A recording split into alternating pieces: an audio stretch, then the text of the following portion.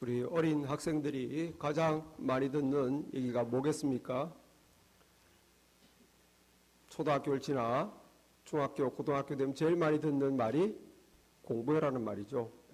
우리 부모, 학교의 선생님은 말할 것도 없고, 우리 부모님으로부터 심지어 요즘에는 한국에서는 조부모, 조모, 할머니의 치맛바람이 아주 거세다고 그럽니다. 이 딸아들들이 일하느라 바빠서 할머니들이 막 어떻게 하면 손자, 손녀를 좋은 데 보낼 수 있나 이래가지고 뭐 열심히 정보도 구하고 좀 난리라고 하는데, 공부를 열심히 해라, 많이 해라, 잘해라, 제일 많이 듣는 말이죠. 왜 공부를 해라고 하는가, 잘해라고 하는가? 그것은 뭡니까? 좋은 대학을 가라, 좋은 직장을 잡아라, 그걸 원하기 때문이죠. 근데 이 목적은 우리가 정말 한 번만 더 생각해 보면 정말 그것 때문에 공부하는가? 내가 좋은 직장 가지기 위해서, 좋은 대학 나오기 위해서 공부하는가? 그건 아니죠, 여러분. 그건 상식이 아니겠습니까? 그건 정말 현실적이고 정말 실용적인 목적이에요. 내가 좀 더 나은 삶, 물질적으로. 실제로 우리가 공부하는 이유는 그것이 아니고, 보다 나은 사람이 되기 위해서 그렇지 않습니까? 보다 나은 일원이 되고, 보다 나은 개인이 되고, 보다 나은 사회의 일원이 되어서 내가 깨우쳐서, 내가 바로 살아서 내가 더 나아지고, 내가 더 풍요로운 삶을 살고, 그렇게 깨우치고 올바른 삶을 살아서 이 사회가 좋아지길. 그래서 우리는 어린 세대들을 공부시키는 것입니다. 그죠? 너무 사람들은 현실적인, 심지어 대학에서도 이제 실제 그런 본연의 학문의 목적은 집어 던져버리고 이제 학원이 돼버렸죠. 요즘 한국이나 미국이나 뭐 대학들이 학원이 돼버려가지고 기술교육, 전문 지식교육. 그렇기 때문에 사람이 되는 것이 아니고 지식만 이렇게 쌓아서 사회에서 참 공부도 많이 하고 직장도 좋은데 별의별 죄악들을 많이 짓는 것을 봅니다. 우리가 믿음을 가지라, 신앙생활을 할 때 믿음을 가져라 하는 이유가 뭐냐는 거예요. 왜 믿음을 가지고 왜 신앙생활을 해야 됩니까? 똑같은 방식으로 아주 실용적이고 현실적인 사람은 내 구원받기 위해서, 죄 용서받기 위해서, 하나님 자녀 돼서 죽어서 좋은 데 가기 위해서, 하나님 자녀 돼서 하나님하고 좀 끈이 연결돼서 복받기 위해서. 잘못된 것은 아니에요. 공부하는 이유가 대학 잘 가기 위해서, 좋은 직장 얻기 위해서 잘못된 건 아니잖아요. 너무 실용적이고 너무 현실적이라는 거지 틀린 말은 아닙니다. 마찬가지로 우리가 예수 믿는 이유가, 믿음 생활하는 이유가 죽어서 천국 가기 위해서, 하나님께 죄 용서 받기 위해서, 하나님 자녀 되어서 좀 덕 좀 보기 위해서. 너무 현실적이고 너무 실용적이지만 틀렸어 라고 말하기는 어렵죠. 맞는 말이지만 답이 아니라는 걸 우리가 알고 있습니다. 정답은 뭡니까? 왜 믿음 생활을 합니까? 그것은 하나님을 알게 되므로 내가 더 바른, 내가 더 풍요로운, 내가 보다 더 의미 있는 삶을 살기 위한 것입니다. 그리고 예수님도 그러셨잖아요. 내가 이 땅에 온 것은 양으로 생명을 얻게 하고 더 풍성히 얻게 하려 함이라. 왜 예수 믿는가? 왜 믿음 생활하는가? 영적으로 거듭나서 하나님 자녀 되어서 어떻게 하겠다고? 풍성한 삶을 살아가는 거예요. 더 의미 있는 삶, 더 하나님께 기쁨이 되고, 나도 내 삶에 정말 후회가 없고 내 삶이 가치롭다, 뿌듯하고 자부심이 있고, 내가 뭔가를 가져서가 아니라, 내가 뭔가를 이루어서가 아니라 정말 하나님 안에서 자존감이 세워지고, 그러한 나의 모든 문제가 치료받고, 그 풍요로운 삶, 자유로운 삶, 더 의미 있고 복된 삶, 그걸 위해서 우리는 믿음 생활 하는 것입니다. 천국 가는 것, 하나님 자녀 되는 것, 그거는 처음 예수 믿을 때 진심으로 자신의 죄를 회개하고 예수님이 나의 죽으심과 예수님이 지금 살아계심을 믿고 마음에 모셔드리면 끝나는 거예요. 진실로 예수님을 믿으면 바로 그 순간 하나님 자녀 되는 겁니다. 죄 용서 받는 겁니다. 천국 가는 거예요. 실제 우리가 예수 믿는 이유는 삶에 있는 거죠. 삶. 믿는 자의 삶. 자, 그래서 이 삶을 위해서 뭘 믿는가가 중요한 거죠. 그래서 로마서 1장부터 11장까지 우리가 이때까지 본 건 복음이 뭐냐? 복음. 예수님이 왜 필요하느냐? 예수님이 왜 필요하냐? 하나님과 우리가 사이가 끊어져서 어떻게 하나님 안에서 다시 회복될 수 있느냐? 그거는 예수님을 통해서 회복될 수 있는데 예수님의 죽으심을 통해서 내가 죄사함 받고 하나님과 다시 화목되고 예수님의 살아계심을 내가 믿고 날마다 믿음 안에서 하나님 자녀로 이렇게 살아가는 것. 그 예수님을 믿는 것입니다. 그게 복음입니다. 그죠? 왜 믿느냐는 거예요. 예수님을 왜 믿느냐? 다 내 삶을 위해서입니다. 그게 하나님의 뜻이에요. 우리의 삶. 그게 예수님의 뜻입니다. 너희가 더 풍성한 삶을, 의미 있는 삶을, 보람된 삶을, 가치로운 삶을 살기를 원한다. 예?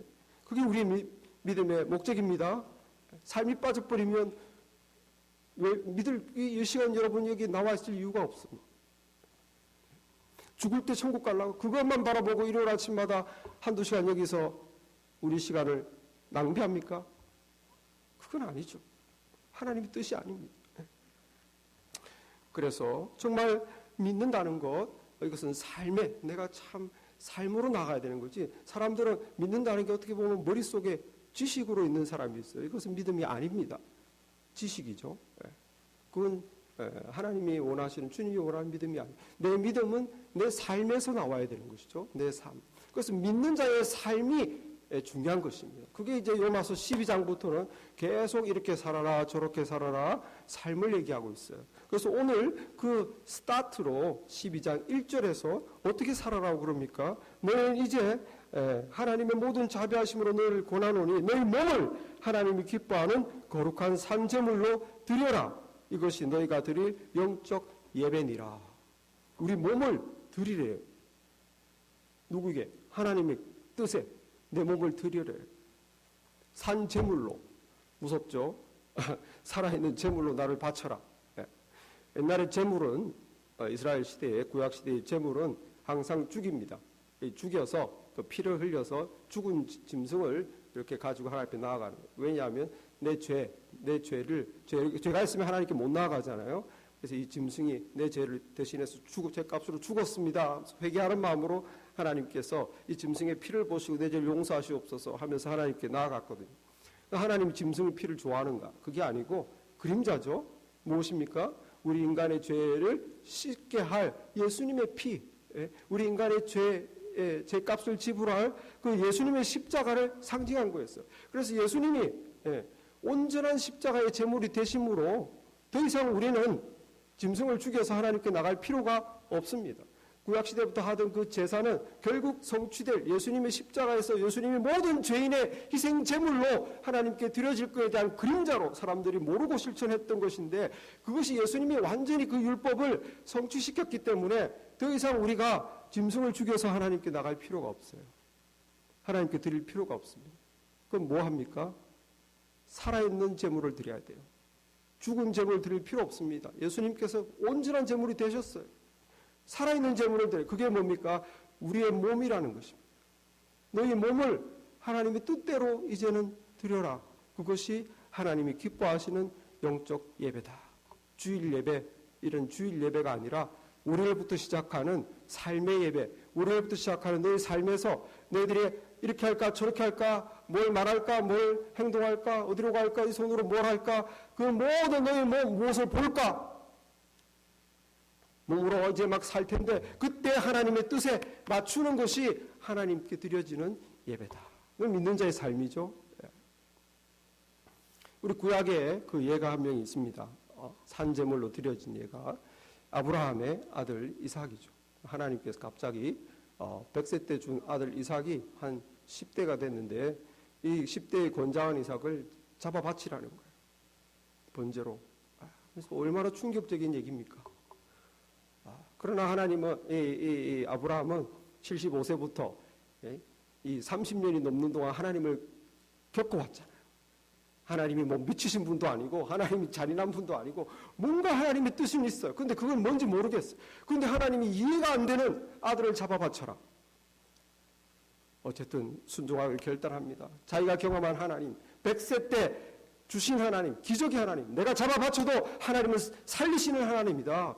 100세 때 와이프가 90대 때 이 아이를 주셨는데, 약속을 이루셨는데 그 믿음으로 잡아바치기로 결단하는 거죠. 그래서 아들을 데리고 가는데 아들이 수상하니까 아버지 장작도 가지고 가고 칼도 가지고 가고 불도 가지고 가는데 잡아바칠 짐승 어디 있습니까? 가면 하나님이 다 준비하신다. 얼마나 가슴이 찢어지겠어요. 그 젊은 10대까지 키운 그 눈에 넣어도 안 아플 아들을 잡아바쳐야 되니 모리아산으로 올라가서 갑자기 할아버지 110세가 넘은 아브라함 할아버지가 갑자기 눈에 도끼가 들어가더니 아들을 콱 덮쳐서 엎어치기 해서 재단에 높이 순간 짧은 시간에 이 젊은 이삭이 머릿속 팍 돌아가죠. 왜 이러시라 하다 이것이 하나님이 아버지에게 하신 말씀이고 아버지가 지금 순종하시는 거예요. 이 짧은 시간이 이삭이 확 일어나서 할아버지 못 이기겠습니까? 10대 왜 이러세요? 하면서 밀어치면 그냥 넘어지는데 이 짧은 시간에 이삭이 탁 깨닫고 가만히 있는 거예요. 가만히 있는 거예요. 가만히 자기 발을 주고 자기 손을 줍니다. 그때 이삭이 아브라함이 칼 들고 찌르려고 할 때 하나님이 급해가지고 아브라함아 네 아들 이삭에게 손대지 말라. 그래서 옆에 있는 양을 보고 나뭇가지에 걸려 그 양을 대신에 바치지 않습니까? 그때 그 이삭이 산제물로 하나님께 드려진 거예요. 그때 이삭의 마음은 뭡니까? 얼마든지 자기 힘으로 아버지 이길 수 있지만 이것이 하나님의 뜻이라면 내 몸으로 자기 몸을 그냥 바치는 거예요. 순종을 하는 겁니다. 자기 몸을 그냥 드리는 거예요. 산제물로. 여러분 이것이 오늘 말씀에 있는 거룩한 산제물로 우리를 하나님 뜻에 드리라 하는 거죠. 여러분 내가 무슨 말을 하고 싶을 때, 내가 어디를 가고 싶을 때, 뭔가 일을 하고 싶을 때 내가 하기 싫어도 이것이 하나님의 뜻이라면 하면서 내 몸을 드리는 것, 그것이 하나님이 기뻐 받으시는 예배입니다. 우리 삶의 예배입니다. 그래서 오늘 말씀 한 구절 보겠습니다. 로마서 6장 지금 스크린으로 말씀을 두 군데 보겠습니다. 찾으실 필요 없고 너희 지체를 불의의 무기로 죄에게 내주지 말고 오직 너희 자신을 죽은 자 가운데서 다시 살아난 자와 같이 하나님께 드리며 너희 지체를 의의 무기로 하나님께 드려라. 우리는 몸을 이제 둘 중에 하나에게 줄 수 있어요. 누구에게 주든지 내가 순종하는 자의 종이 되는지를 알지 못하느냐. 말씀했듯이 내가 내 몸을 죄에 드리면 죄의 종이 됩니다. 내가 내 몸을 하나님께 드리면 의의 무기가 되는 거예요. 죄에게 주면 불의의 무기가 되는 거예요.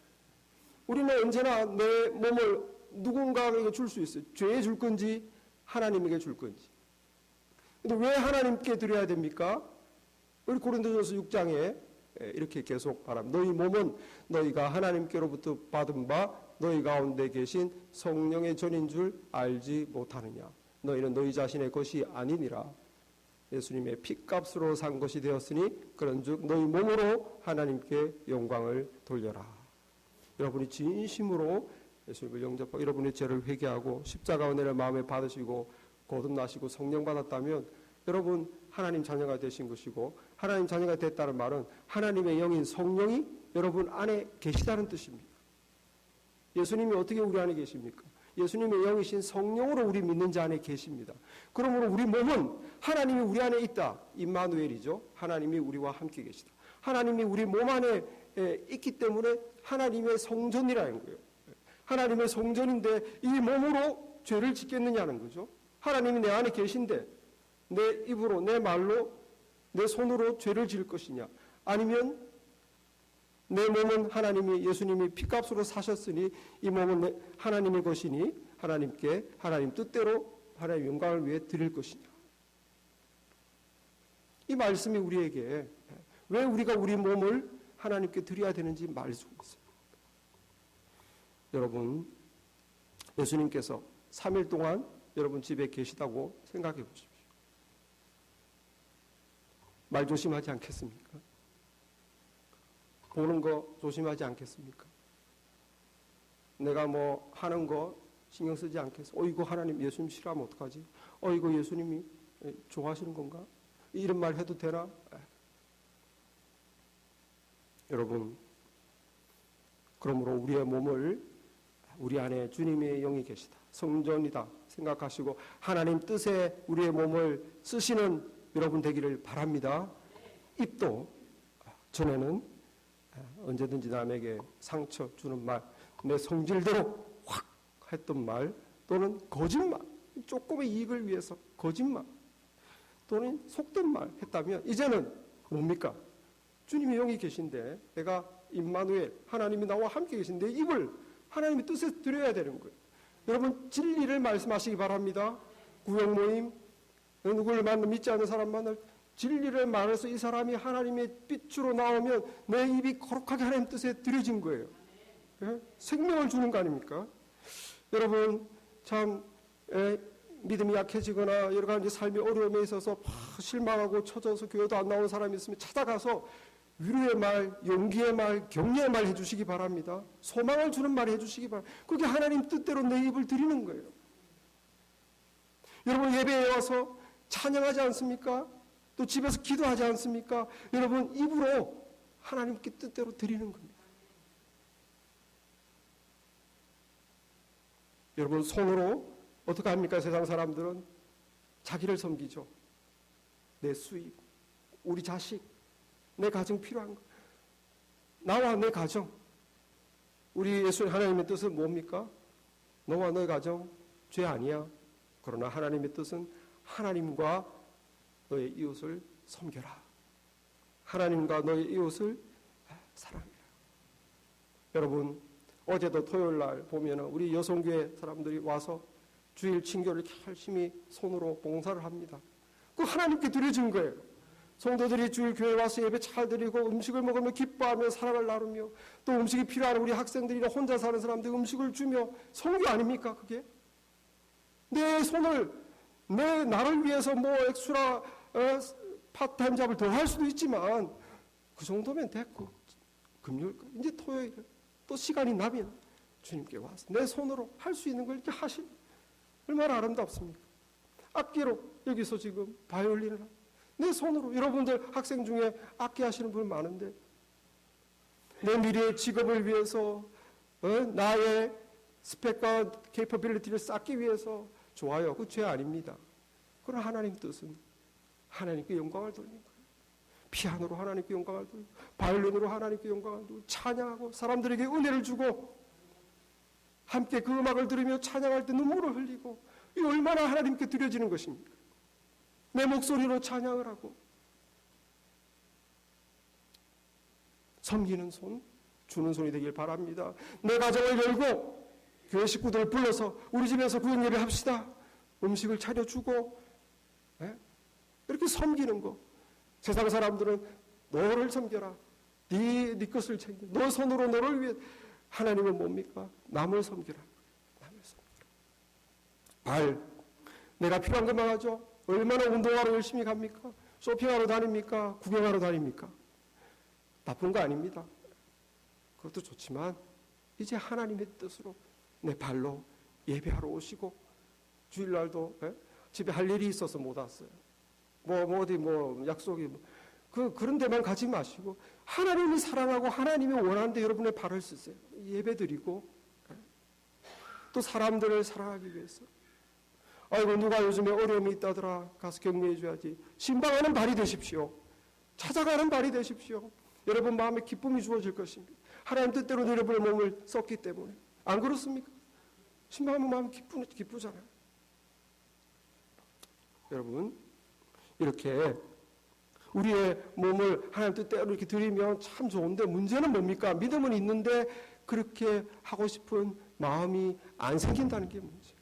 언제나 내가 아는 대로 이 말씀대로 내 믿음을 삶으로 살아낼 수 있으면 얼마나 좋겠습니까? 그런데 뭔가가 있어가지고 그렇게 살기 싫고 그렇게 살 수가 없다는 것이죠. 이게 도대체 뭔가?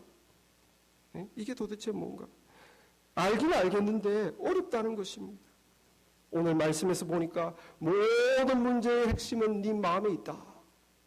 네 마음에 있다. 여러분, 모든 것은 우리 마음에서 결정됩니다.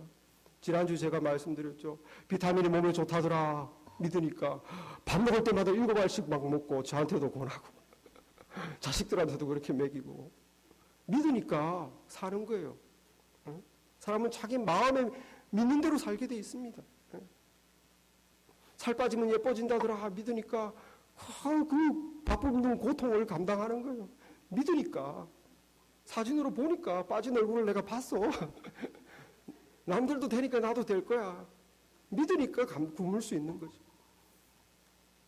여러분 마음에 뭘 믿느냐? 마음이 전쟁터입니다, 여러분. 이 사탄 마귀가 모든 세상 사람뿐만 아니라 하나님의 사람들까지도 하나님의 말씀을 안 믿게 한다는 것입니다, 여러분. 우리가 교회에서 설교로 성경 공부로 다 알아도 실제 내 마음에 안 내려오는 거예요. 여기서 들어가는데 이 말씀이 진리가 내 마음까지 안 내려오고 내 마음에는 하나님과 반대되는 것으로 내 마음을 가득가득 채우는 것입니다. 그렇기 때문에 맨날 지는 것입니다. 전쟁터는 내 마음입니다. 오늘 말씀 2절에 보시면 그렇게 우리가 산제물로 영적 예배를 드려야 되는데 뭘 하라고요? 너희는 이 세대를 본받지 마라. 본받지 말고 오직 마음을 새롭게 함으로 변화를 받아 하나님의 선하시고 기뻐하시고 온전한 뜻이 무엇인지 분별하도록 하라. 이 세대를 본받지 마라. 하나님 왜 세상을 싫어해야 됩니까? 왜 세상을 인조해하면 안 됩니까? 세상이 뭐가 나쁩니까? 세상을 하나님이 좋게 짓으나 망쳐졌습니다. 영적으로. 세상을 본받으면 안 돼요.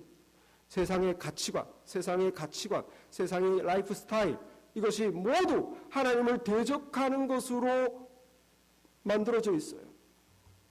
오늘 말씀 한 군데를 더 보겠습니다.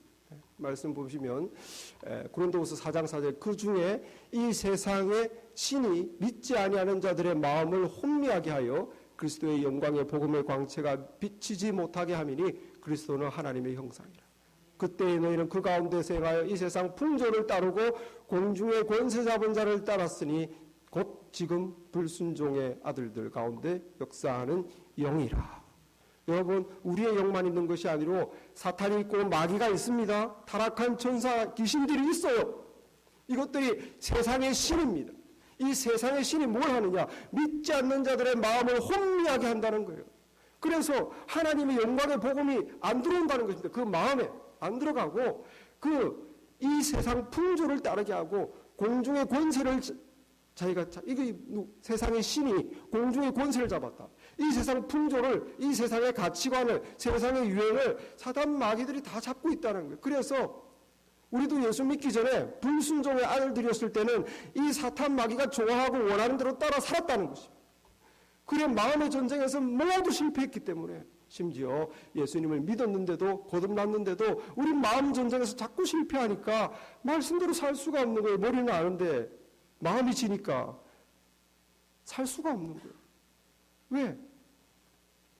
이 세상 풍조를 따르기 때문에.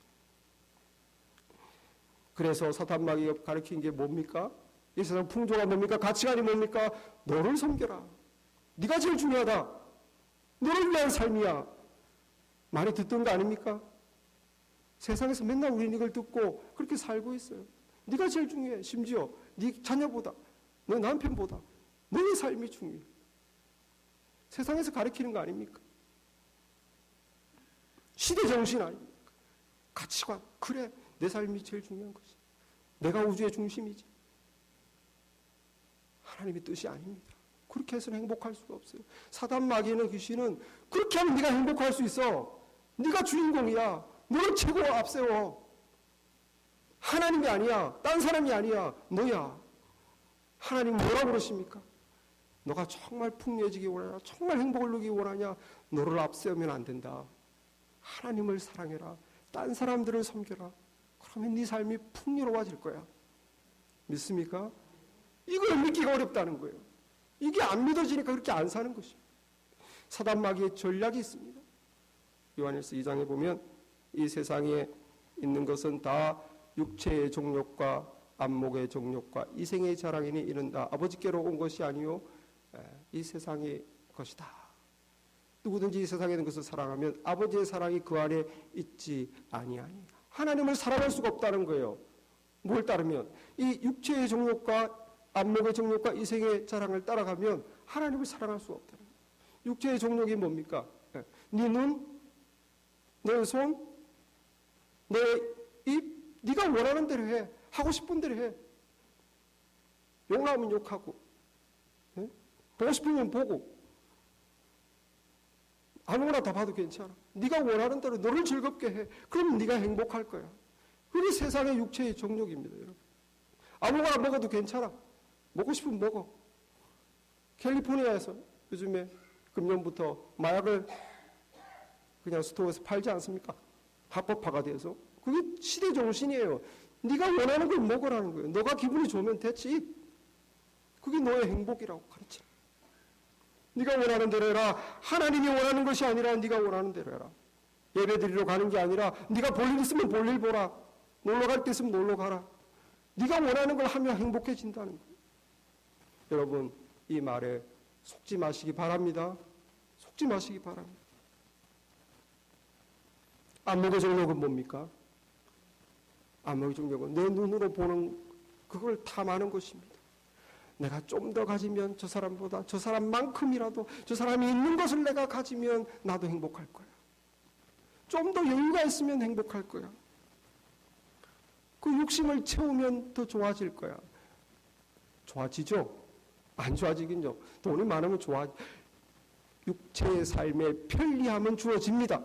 그러나 당신의 영혼의 풍요로움은 주어지지 않습니다. 방 한 칸이라도 온 가족이 행복할 수 있어요. 대굴 같은 집이라도 날마다 싸울 수 있습니다.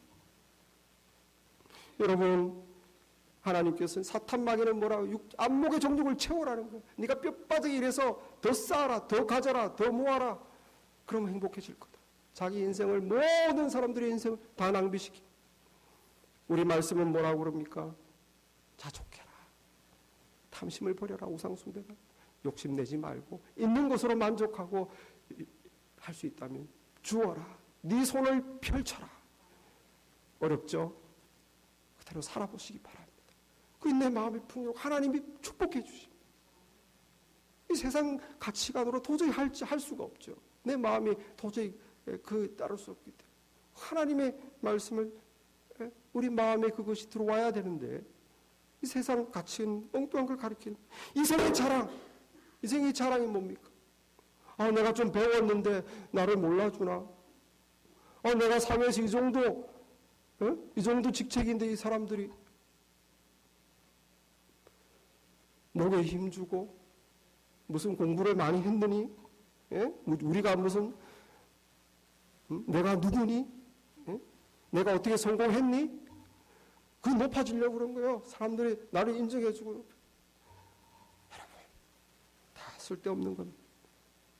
그렇게 되면 네가 행복할 거야. 사람들이 알아주면, 사람들이 널 인정해주면 행복할 거야. 하나님 뭐라고 그럽니까? 섬겨라. 낮은 데서 예수님이 제자들의 발을 씻어줬잖아요.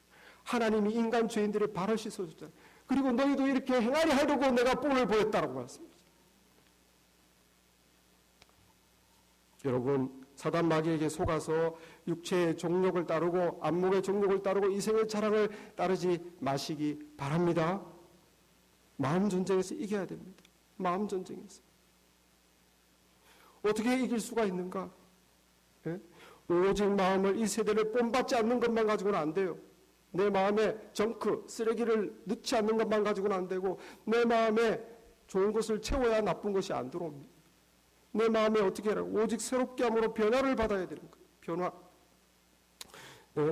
육신의 정욕, 안목의 정욕, 이생의 자랑을 따르는 예수 믿는다고 하는데 교회는 가는데 너무 세상살이는 말도 그렇고 자기가 원하는 것도 주변에서 보면 세상 사람하고 똑같아요. 육신의 정욕, 안목의 정욕, 이생의 자랑.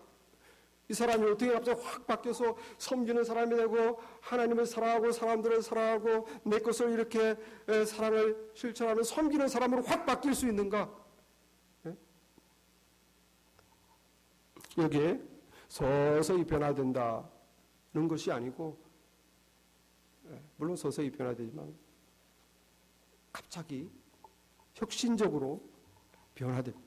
여기 보면 오직 마음을 새롭게 함으로 변화를 받아 트랜스폼, 너를 새롭게 모양을 확 뜯어 고친다는 거예요.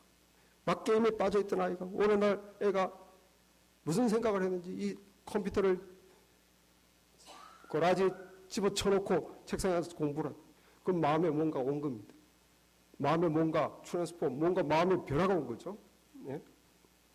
교회만 오면은 아유 목사님 저렇게 또 부담되는 말 맨날 하고 정말 좀 듣기 좋은 말, 재밌는 말 좀 해주지 뭐 이렇게 말씀대로 살아라고 그러나 이랬는데 어느 날 갑자기 막 확 와가지고 그러면 아멘 아멘 하고 막 하나님께 막 헌신하고 이 사람이 확 바뀌는,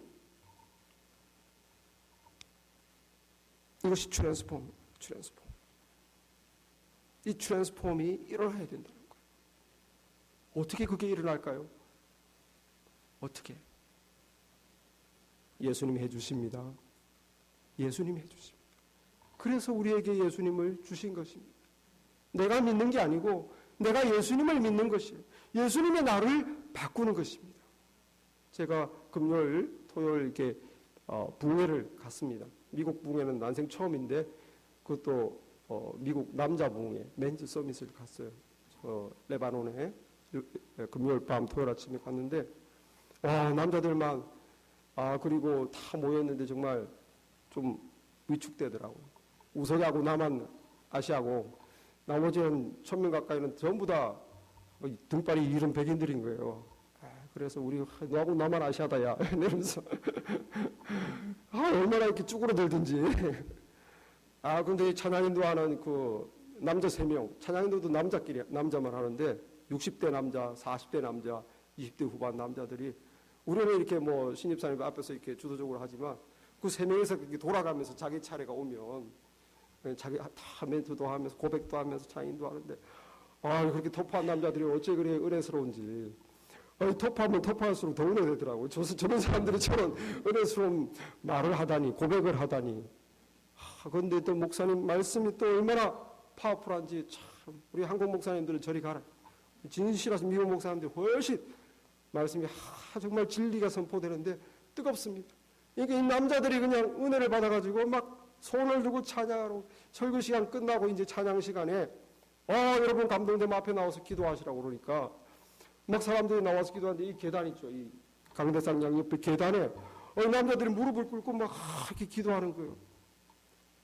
근데 이렇게 기도하는데 이 팔뚝에 문신이 막 이렇게 기도하면 문신이 그리고 말총머리 이렇게 남자들이 정말 느끼고 막 기도하는데 이 트랜스폼입니다. 트랜스폼. 사람이 어떻게 저렇게 될 수 있나? 나는 설교도 은혜스러웠지만 그 남자들이 앞에서 막 무릎을 꿇고 기도하는데 너무 은혜스럽더라. 눈물이 막 나오고 참을 수가 없고, 또 그 자기 친구가 기도하면 아는 사람은 쫓아가가지고 그 친구 어깨에다 손을 탁 대면서 같이 무릎 꿇고 기도해줘. 정말 한국교회에서 볼 수 없는 너무 성숙한, 정말 좋았어요. 어떻게 사람이 그렇게 한순간에 그렇게 하나님께 자기 몸을 완전히 드릴 수 있는가? 왜 그랬을까요? 하나님을 만났기 때문입니다. 한 가지 방법밖에 없어요. 우리가 변하는 방법은 내가 하나님을 만나야 되는 거예요. 그 사람들이 어떻게 만났습니까? 예배에 와서 마음을 열면서 하나님의 말씀을 찬양을 하면서 마음을 열고 이제 말씀을 열린 마음으로 겸손한 마음으로 들을 때 하나님의 말씀의 장의 영혼이 스파크가 일어난 거예요. 하나님의 말씀의 장의 영혼이 스파크가 일어났다는 것은 하나님의 말씀은 하나님입니다. 하나님과 내 영혼이 부딪혔다는 거예요. 그 말씀이 부딪히면은 사람의 영혼이 하나님을 이렇게 만나면 그 순간 트랜스폼이 일어나는 거예요. 마음에 회개가 터져. 여러분도 정말 열린 마음으로 겸손한 마음으로 뭔가 하나님 내게 말씀하시옵소서라는 마음으로 말씀을 듣다가 하나님 말씀 내 마음에 은혜가 되면 여러분 하나님을 만난 것입니다. 그것이 정말 내 마음에 뿌리를 내리며 그 내 삶을 바꾸는 것입니다. 여러분 하나님 말씀이 여러분의 영혼에 부딪히기를 바랍니다. 그래서 일주일에 한 번씩 이거 좀 부족해요. 여러분 말씀을 열린 마음으로 더 집에서도 겸손하게 말씀을 보시. 그 하나님의 말씀이 여러분의 영혼과 터치될 때 내가 하나님을 만난 것이. 여러분, 그 남자들이 그날 밤에 확 눈물을 흘려 뒤집어졌는데 일주일 가까요? 한 달 가까요? 하나님은 그렇게 한번 확 그런 분위기에서 만난 거로 안 됩니다, 여러분. 여러분, 우리 부흥에서 은혜 다 받아봤잖아요. 한번 그렇게 반짝 만난다고 그게 약발이 무슨 한 달 갑니까? 1년 갑니까? 내가 만나야 됩니다, 이제는. 거기 한번 시동을 걸어줬으면 내가 이제 데일리 라이프에서 내 삶에서 이제 하나님을 만나야 되는 무엇입니까? 기도 생활이 필요해요. 기도는 내가 필요한 그 리스트를 쫙 내 머릿속에 넣어놓고 다다다다다다다다 해주세요 다다다다가 아니고 내 마음을 하나님께 드리는 것입니다.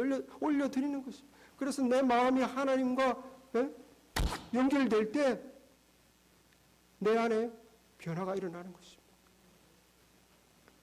로마서 8장 4절에 보면은 육신을 따르지 않고 그 영을 따라 행하는 우리에게 율법의 요구가 이루어지게 하려 하심이라. 영을 따라, 하나님이 영을 따르려면 내가 기도로 하나님과 연결돼야 돼요. 주님과 연결돼야 돼요. 다니엘서에 보면 다니엘이라는 사람이 우리처럼 이민 와서, 이민도 아니죠, 포로로 잡혀가서 정말 출세한 사람이에요. 그 나라의 최고 지도자가 되고 왕의 총애를 받고 엄청난 부와 권력과 영광을 누렸던 사람. 왕을 3명이나 바꿨는데 다니엘은 안 바뀌었어. 계속 최고의 자리를 지켰어. 사람들이 얼마나 시기를 했는지, 이거 정말 미국 사람도 아니고 어디서 딴 나라에서 온 사람이 왜 우리 백악관에서 저 사람 안 바뀌고, 저 녀석 정말 어떻게 손 좀 봐야 되겠는데, 사람들의 시샘으로 왕에게 가서 왕이시여 이제 왕 외에 다른 어떤 것에 엎드려 절하거나 기도하는 자가 있으면 사자굴에 쳐넣으소서. 다니엘이 맨날 기도하는 거 알거든요. 그것도 창문 열어놓고 기도하니까. 다니엘이 어떻게 했을까요? 성경에 보니까 이 조서에 왕의 도장이 찍힌 것을 알고도 창을 열고 전에 하던 대로 하루 3번씩 무릎을 꿇고 기도하며, 알고도 창문을 열어놓고 예루살렘을 향하여 창문을 열어놓고 주여 내 나라를 독립시켜 주시옵소서, 우리 민족의 죄를 용서하시고 회복시켜 주시옵소서. 계속 기도했다는 거예요. 어떻게 됐습니까? 사자굴에 집어 던져졌죠. 하나님의 은혜로 그가 살아나 안상하고 구해졌습니다.